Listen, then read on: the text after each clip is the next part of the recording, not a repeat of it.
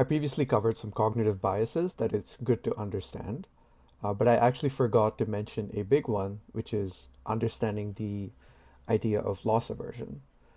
Loss aversion basically states that people will experience a greater negative emotion upon losing a certain value than the equivalent positive emotion upon gaining the same value. So basically, people are more afraid of losing $5 than they are looking forward to gaining $5. And this influences a lot of human behavior. Although surprisingly, gamblers don't seem to fall for this, which is interesting.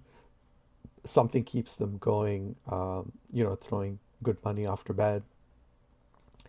But the reason to understand this is it's a big reason why people don't take risks that are good for them.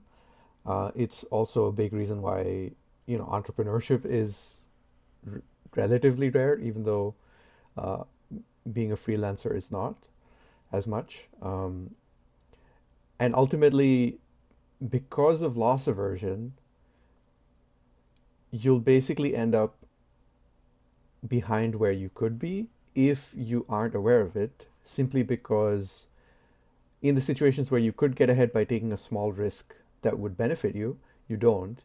But in the situations where basically you're competing against other people and someone does choose to do that, they're going to come out ahead.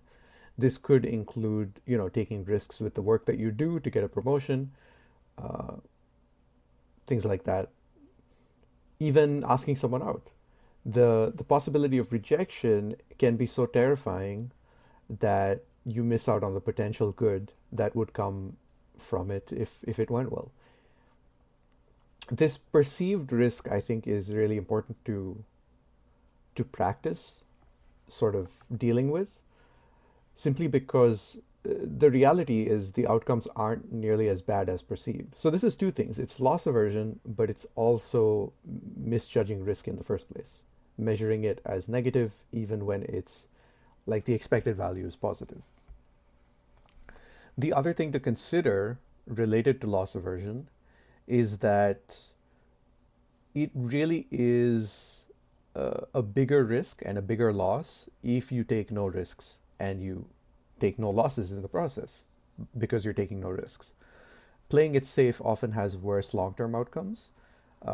For example, you might feel very safe at your job, but the company might go down within the next few years, right? Or there might be layoffs, things like that. But if you are investing in yourself, if you're taking some risks, if you're doing some side projects or looking to start your own business, then you actually have a safety net. Because if things go awry, you can pivot to that way of doing things. You can go all in on the business, or you can take on more side work, or you can use that to get your next job. But the general idea is because of loss aversion, people cling to what they have. And sometimes this can be bad because the longer you cling to what you have, the less likely it is that you end up acquiring new things or experience positive change. So the next time you're afraid of losing something, it's worth stopping, taking a breath, and asking yourself, maybe I should lose this. Maybe I should be willing to. Could it even be a good thing if I lose this thing that I'm attached to? And you just might find that it could be one of the best things that happened to you.